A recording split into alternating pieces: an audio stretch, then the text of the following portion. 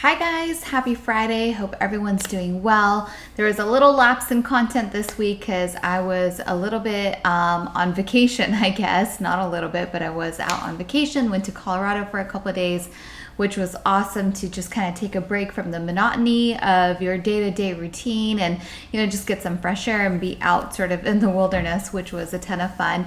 But now I'm back and today's Friday and I want to do sort of a quick little recap / update video and talk to you guys about some of the things that have been going on.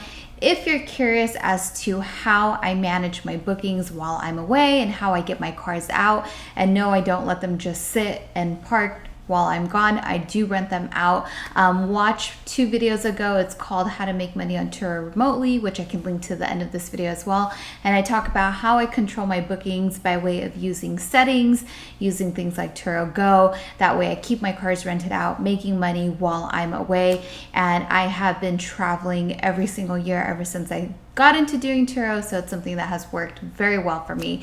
If you guys want me to make another video where I go into further detail on the specifics of how I adjust my listing settings, and maybe if you guys want to see sort of a screen share of exactly how I do it, I can definitely make that. Let me know in the comments section. It's been a while since I've done a listing video, so I can definitely do a little bit of an updated video on that and show you exactly how I set my settings in order to get bookings for, a specific time period, particularly pertaining to like while I'm away, for example. Okay, so a few updates. We are now in mid-July. Things have been very interesting. So a couple of reminders. One, you have until July 31st to update your insurance plans from the new protection plans that we now have. There are 5 options. You can find it under your host hub, under your vehicle settings. And then 2, they do now have that option of sort of taking that cleaning course, which will certify you as a host that, you have the knowledge and the know-how on how to properly clean and disinfect your cars before and after every rental, which will give you a cool little badge. And I think that that's definitely a good look for our listings given everything that's going on. So you want to make sure that you do those. Now, a couple weeks ago when the new insurance options came out, I made a video about the insurance packages and which way I think that I will lean towards. And now that it's been a couple weeks and it has sort of sunk in a little bit more and really have given it more time to think about, I'm for sure still on the track of wanting to remain on the 60% coverage, where Turo takes 40% and you have no deductible. Again, wanting to really limit any variable expenses that could arise for the rentals that go on and the trips that happen. And as you guys have seen from all the videos I've made, all kinds of things can happen. And I just don't want to have that additional variable expense of having to come out of pocket for any repairs with the new deductibles that are part of it. Now, the big factor being for that strategy to work is if the marketplace can support higher pricing. So as of July 1st, I've begun to lift all of my prices. I estimate that I roughly need to lift my prices by about 12% in order to earn the money that I want to earn in comparison to my previous pricing. And so far, it seems like the market is biting at those prices. So we'll continue to see. I need way more time, probably a good couple of months, to see if there is that strong support on the renters end in the marketplace to take rentals at a higher price, and then that could justify staying on the higher protection package. Now, I was talking to another host today and we were talking about, different things that you can do if you're going the route of taking the insurance option with the deductibles. Different things that you can do to offset the cost of that deductibles. And one of the things that we talked about was collecting information from a guest, such as their credit card information, so that in case of an emergency, if something does happen, you can charge the guest for repairs and deductibles. Now, what I was curious about is if Turo had any policies in place about collecting personal information from guests outside of the platform. I couldn't find the exact answer to that, but one of the things that I was reading about on their FAQ under gray market transactions is that if you do collect payment from a guest in the form of, deposits or payments for anything like extras or excess mileage or whatever it is, it could void your protection plan, and it's considered a gray market transaction. So what I'm wondering, and what it seems like, is if you collect payment information from your guest and you use Turo's insurance to resolve the claim, but you're trying to offset that deductible that you might have by charging the guest directly, then it could void that protection plan.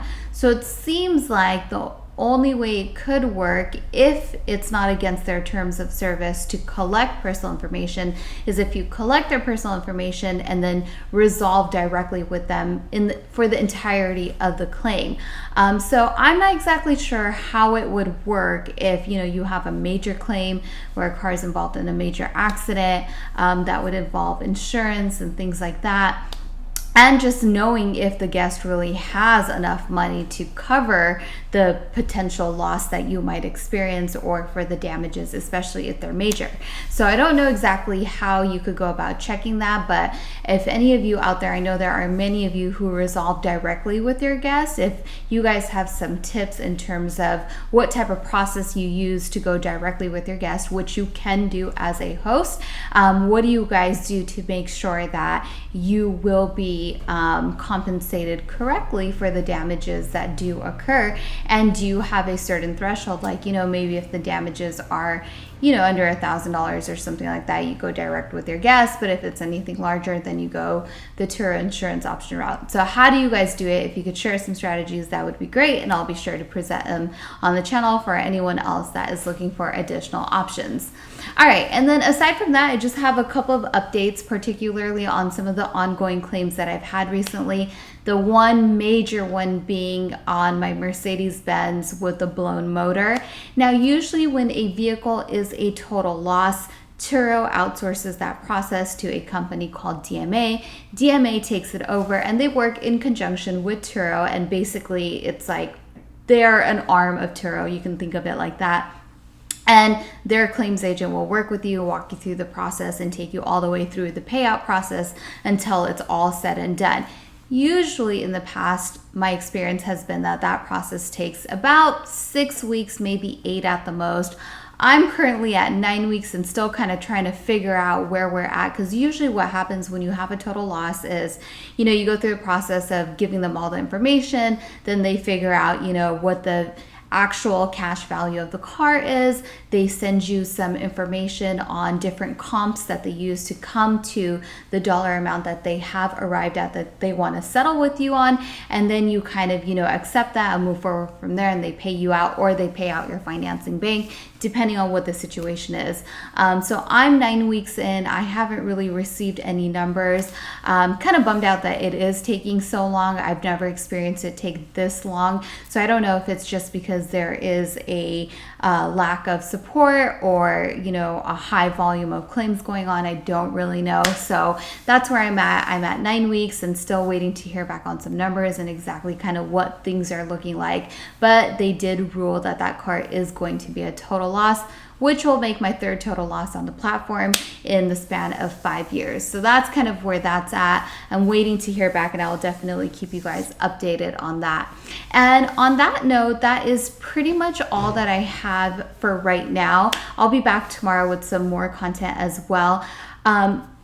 If you haven't seen my last video, which was the best Turo advice that I can give, I would definitely recommend watching that. And just a quick synopsis of that is that when you operate as a Turo host, you're essentially like a small business. And one of the greatest strengths that you have as a small business is providing excellent customer support. And that can really make all the difference in the experience that you provide your guests, because you have to remember that when you host on a platform like Turo, you are not a car rental business. You're in the business of providing experiences, and that's what people are really kind of looking at. And when they leave you a review, that's what they're talking about. They're talking about the experience that they had with you. So oftentimes there are situations that you just can't anticipate, problems with the car, things happen. It's just a natural part of being in this type of business. And the one way to ensure that you can have a favorable outcome and the guest has a favorable experience that will then in return reflect as a great review on your profile is just going above and beyond with your customer experience. And maybe I'll do a video on customer experience in itself, like, 10 steps to ensure that you have good customer service. I'll probably do that this weekend because I think that's really helpful in really learning on how to deal with people and how to navigate situations. And I think the one rule of thumb that I can tell you right now is to just be nice. Being nice and being friendly and in good positive spirits. I'm actually stealing this from Think and Grow Rich because I just read this chapter right before making this video. Having that positive spirit and being friendly really goes a long way with your customer and could make all the difference from turning a bad situation into a good one, and even into one where the guests will come back to you again because they were so happy with the way that you handle things, and it creates that trust factor. So something to really think about when you are listing your car on the platform and you're dealing with your guest. Even if you can't meet with them in person, you can still deliver this type of experience through communication. So really hone down on those skills of providing great customer support and that experience. And in the end, it has this compounding effect for your profile where guests are leaving incredibly positive reviews and they're going out of their way to describe their experience that they had with you. And when other people come to book your cars, that's what they're going to be reading. That's what's going to reflect upon who you are as a host. And it is a huge selling factor to your potential renter. So that's one way to ensure that you'll continue to gain business over time, and hopefully growth and prosperity is if you can deliver an excellent experience by way of customer support. All right, you guys, that's it for now. Hope you guys all have a great weekend ahead. Thank you so much for watching. Once again, my name is Saimah. This is Saimah's Experience. And if you like this channel, be sure to subscribe, and I will talk to you guys soon. Take care.